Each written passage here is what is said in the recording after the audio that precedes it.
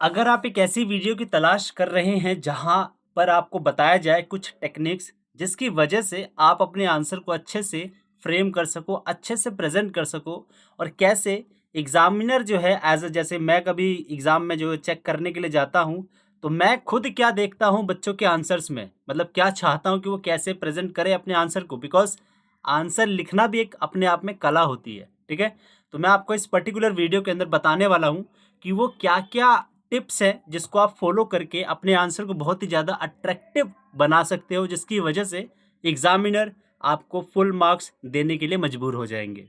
ठीक है, क्योंकि मैं खुद अपना पर्सनल एक्सपीरियंस भी यहाँ पर शेयर करूँगा, बिकॉज मैंने भी कई सारे एग्जाम में जा करके कॉपीज़ वगैरह जो है चेक करी हैं।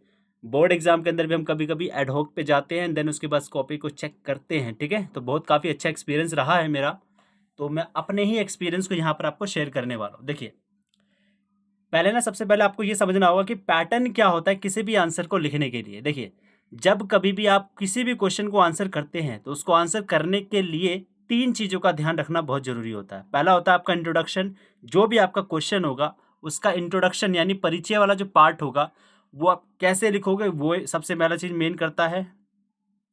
दूसरा पार्ट होता है बॉडी, यानी कि उस क्वेश्चन से रिलेटेड आप क्या मेन पॉइंट्स आप क्या डालोगे, वो होता है मेन बॉडी। ठीक है, इसी के अंदर जो है सारा खेल रचा जाता है। तीसरा होता है फॉर्मेलिटी के लिए निष्कर्ष, यानी कि कंक्लूजन लिखना होता है। मतलब क्या, जो भी आपने ऊपर बातें लिखी है वही आपको यहाँ पर लिखना है। ये तो मैंने आपको एक मोटा मोटी पूरा फ्रेमवर्क पूरा अच्छे से बताया है कि एक आंसर का लिखने का तरीका क्या होता है, उसका पैटर्न क्या होता है।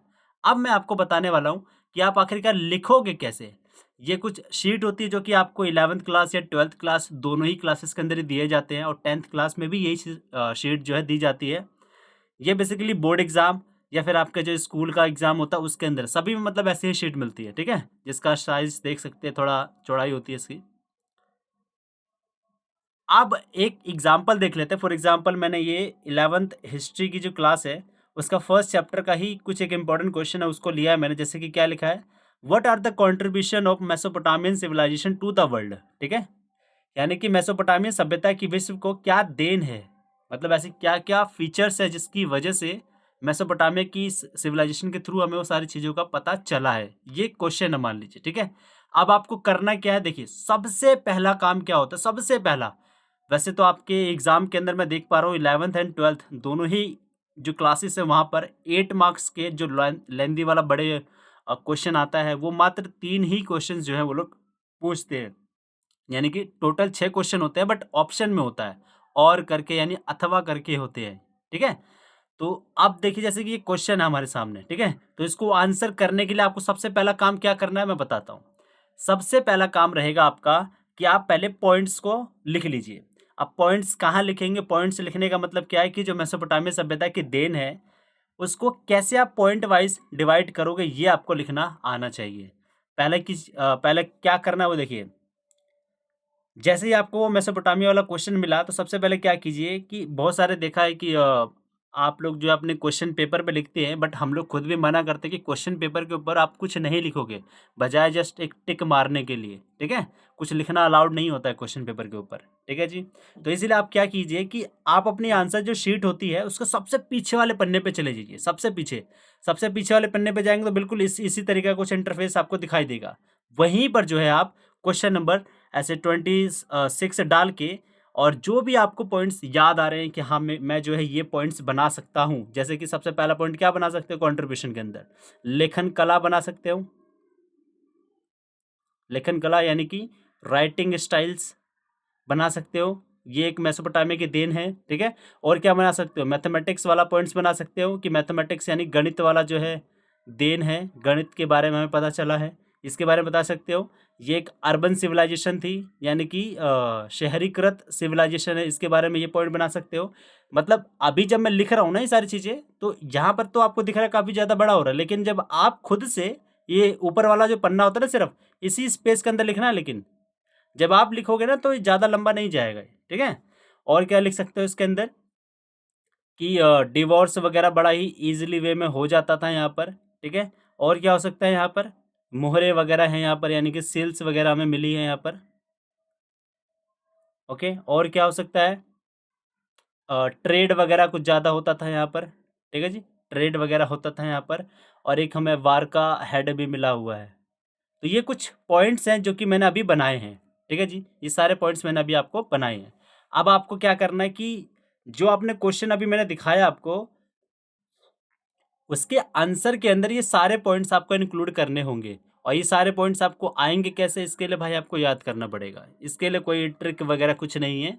हालांकि कुछ पॉइंट्स होते हैं जो कि आप खुद से भी बना सकते हो, ठीक है जी। अब जरा देखते हैं इन चीज़ों को हम उतार के देखेंगे वहाँ पर कि कैसे आप जो है लिखोगे। अब जैसे मान लीजिए ये लिखा हुआ है, पहला क्वेश्चन ये लिखा हुआ है। अब इस पहले क्वेश्चन के अंदर आप क्या करोगे, सबसे पहला वही इंट्रोडक्शन वाला जो पार्ट होता है वो लिखना यहाँ पर स्टार्ट कर दोगे। इंट्रोडक्शन वाला जो पार्ट यानी जो पार्ट 1 है वो लिखोगे, तो यहाँ पर आपको पहले ऐसे इंट्रोडक्शन नहीं लिखना है, ये गलती मत करिएगा। परिचय यहाँ पर नहीं लिखना है, डायरेक्ट जो है मेसोपोटामिया सभ्यता के बारे में 1 या 2 लाइन के अंदर लिखिए। लिखने के बाद अगर आप इंग्लिश मीडियम से हैं तो आप लिख दीजिए कि are the following contribution of Mesopotamian civilization to the world, उसके बाद लास्ट में ये 2 बिंदु ऐसे डाल दीजिए। और अगर आप हिंदी मीडियम के हैं तो ऐसे हिंदी में लिखने के बाद फिर लिखिए निम्नलिखित देन है विश्व को, और 2 बिंदु डाल दीजिए। अब इसके बाद एक चीज़ बता रहा हूँ जो कि काफ़ी अट्रैक्टिव बनाएगा आपके आंसर को, वो क्या है, फ्लो चार्ट का इस्तेमाल कीजिए। फ्लो चार्ट बनाइए यहाँ पर। अगर आप फ्लो चार्ट बनाएंगे ना तो ट्रस्ट में बहुत ही अट्रैक्टिव लगेगा आपका आंसर।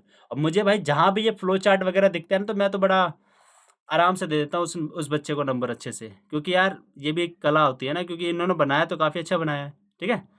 अब देखिए कैसे बनाएंगे आप। फ्लो चार्ट बनाने का तरीका क्या है पहले वो देख लीजिए। 2 टाइप्स के फ्लो चार्ट होते हैं, मतलब 2 स्टाइल्स हैं फ्लो चार्ट बनाने के भी, जिसमें से एक स्टाइल मैं आपको अभी बता रहा हूँ यहीं पर। जैसे मान लीजिए चलिए हिंदी में लिख देता हूँ, है ना। पहले आप ऐसे लिखोगे, फ्लो चार्ट कैसे बनाओगे, मेसोपोटामिया सभ्यता की देन, ठीक है। ये बनाने के बाद फिर इसको ऐसे करोगे, और ये अभी मेरे से तो वैसे टेढ़ी मेढ़ी हो रही है, लेकिन आप स्केल से खींचेगा एकदम परफेक्ट लाइन खींची जाएगी, ठीक है। और उसके बाद क्या करना है वो देखिए।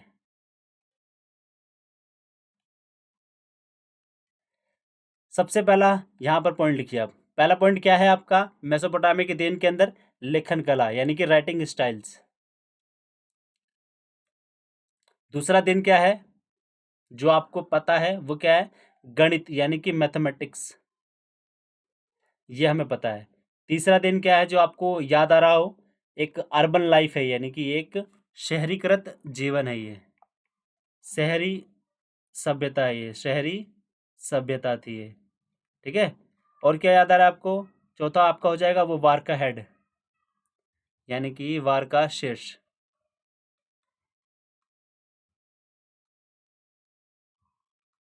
ठीक है। तो ये मैंने कुछ 4 पॉइंट आपको एग्जाम्पल के रूप में डाले हैं। हालांकि अगर आप चाहते हो और भी पॉइंट्स डालना तो यहाँ 5वां नंबर का डाल दो, यहाँ लिख दोगे। 6ठे नंबर का पॉइंट यहाँ पे डाल दो, यहाँ लिख लोगे। 7वें नंबर का पॉइंट डाल दो, यहाँ लिख लोगे। और 8वें नंबर का पॉइंट डाल दो, यहाँ लिख लोगे। ऐसे करके लिखना होता है। ये लिखने के बाद मतलब जैसे ही आप इंट्रोडक्शन वाला पार्ट लिखने के बाद निम्नलिखित है ऐसे कर देंगे ना, और ये फ्लो चार्ट बना देंगे। इसको बनाने के बाद आपको क्या करना है वो भी देखिए आप। इसको बनाने के बाद आपको क्या करना है, ये मिटाना ही पड़ेगा।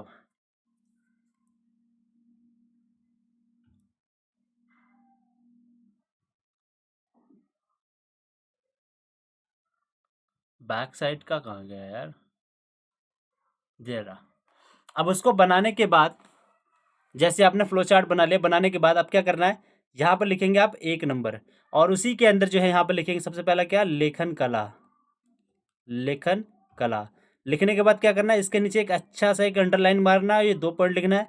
आपको जो है लेखन कला के अंदर आपको एक्सप्लेनेशन भी देनी पड़ेंगी, उसके लिए आपको ये पहला लाइन छोड़ करके यहाँ से दीजिए कि लेखन कला के बारे में ऐसे करके लिखिए। लिखने के बाद ये फिर ऐसे लिखिए, ठीक है। मतलब 2-3 लाइन मैंने लिखने के बाद फिर 1 लाइन का गैप दीजिए, ये 1 लाइन का गैप दीजिए। गैप देने के बाद फिर जो है यहाँ पर सेकंड पॉइंट लिखिए। सेकंड पॉइंट क्या है, गणित वाला था कुछ, मैथमेटिक्स वाला, तो उसको लेकर के ऐसे लिखिए। फिर उसके बारे में ये वाली लाइन छोड़नी है आपको, ये लाइन पूरी की पूरी छोड़नी है। छोड़ने के बाद यहाँ से लिखना स्टार्ट कीजिए, यहाँ से ये लिखेंगे। लिखने के बाद फिर यही पूरा आ जाएगा ऐसे। लिखने के बाद ये हो गया लिखते लिखते। और एक और चीज़ बता दूँ, अक्सर ये होता है कि जब आप लिखने बैठोगे ना, जब आप ये पॉइंट डाल दो फिर लिखना स्टार्ट करें, तो आपको लिखते लिखते ना याद आ जाएंगे कुछ और पॉइंट्स भी कि हाँ ये बात भी मैं लिख सकता हूँ। जैसे ही आपको वो याद आ जाए ना भाई, तुरंत के तुरंत जहाँ पर भी आपने वो शॉर्ट नोट्स अभी बनाए थे ना, जो सबसे लास्ट वाली आंसर शीट के सबसे लास्ट वाले पेज के अंदर ऊपर की साइड लिखा था ना, तो वहीं पर वो पॉइंट्स भी आपको लिख लेने हैं। फॉर एग्जाम्पल आपने विवाह के बारे में कुछ याद कर लिया, ये लिखते लिखते आपको याद आया कि भाई विवाह के बारे में तो हम लिख सकते हैं, तो ठीक है, ऐसे मतलब बता रहा हूँ मैं आपको। तो ये विवाह के बारे में लिख सकते हैं, ऐसा आपको याद आता है ये पॉइंट लिखते लिखते, तो उस पॉइंट को आप तुरंत वहीं पे वहीं लिख दीजिए। नहीं तो जब आपका ये पैराग्राफ खत्म होगा ना, तो खत्म होने के बाद आपको वो पॉइंट्स भी भूल जाएंगे आप, ठीक है। इसीलिए जैसे याद आए तुरंत उसको पीछे लिख दीजिए, ताकि वो भी एक अलग से पॉइंट ऐड ऑन हो सके। ये हो गया। आप इसके बाद फिर एक लाइन छोड़नी है, फिर ये तीसरा पॉइंट आ जाएगा यहाँ पर। तीसरा पॉइंट भी वही, इसको लिख लीजिए। जैसे कि मान लीजिए मोहरे हो गई इसकी, यानी सेल्स हो गई, तो ये नीचे सेंटर लाइन मारा, ये 2 पॉइंट डाले, इस वाली लाइन को छोड़ना है, फिर यहाँ से लिखना स्टार्ट करना है। ऐसे ही करते करते आपके पूरे के पूरे 8 पॉइंट्स आपको अच्छे से लिखने हैं, ठीक है जी। ऐसे ऐसे आपको पूरे पूरे 8 पॉइंट्स लिखने हैं। तो ये हो गया आपका पूरे का पूरे का एक तरीका जिसके थ्रू आप अपना आंसर लिख सकते हैं, ठीक है। एक आध चीज़ और बता दूँ, जैसे कि मान लीजिए मैं लिखते लिखते, जैसे मान लीजिए आंसर लिख रहा हूँ मैं, आंसर लिखते लिखते मैंने कुछ लिख दिया ऐसे मोहरी। अब आपको पता है कि मोहरी कोई वर्ड होता तो नहीं है भाई, मैंने गलती हो गई, यानी कि इसको मिटाना है मुझे। अब मिटा तो सकते नहीं, बिकॉज आप ये पेंसिल से थोड़ी ना लिख रहे हो, ये तो पेन से लिख रहे हो आप। तो इसके मिटाने के लिए आपको कुछ ऐसे ऐसे नहीं करना है भाई। बड़ा भद्दा लगता है ये चीज़, जो भी बच्चा ये करता है ना, मैं तो उसका नंबर काट लेता हूँ भाई, सीधी सी बात बता रहा हूँ। इसकी जगह पर आपको क्या करना है वो मैं आपको बता देता हूँ। इसकी जगह पर सिंपल सा एक बीच में ऐसे कट मार दो बस। बीच में मारना, कहीं ऊपर से मार रहे हो तो एग्जामिनर को तो लगेगा ना कि ये ऊपर वाली डंडी है भाई ये, तो बीच में से मारो।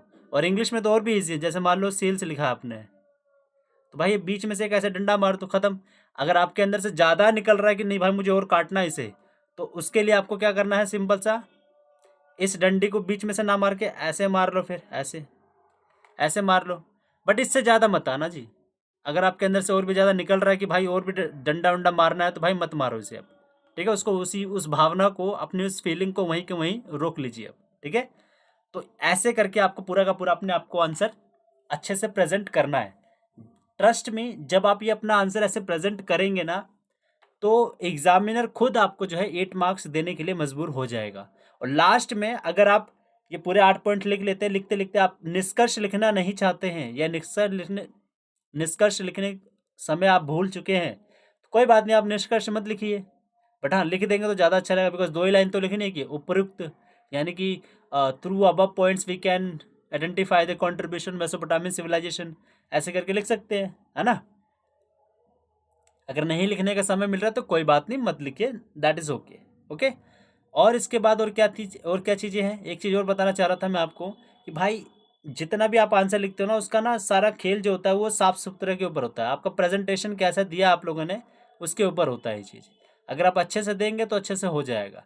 और एक और चीज़ बता दूँ, ज़रूरी नहीं है कि आप ना हर एक बार पॉइंट्स के थ्रू ही आप अपना आंसर लिख पाओगे, बिकॉज पॉइंट्स बनाना भी एक कला होती है।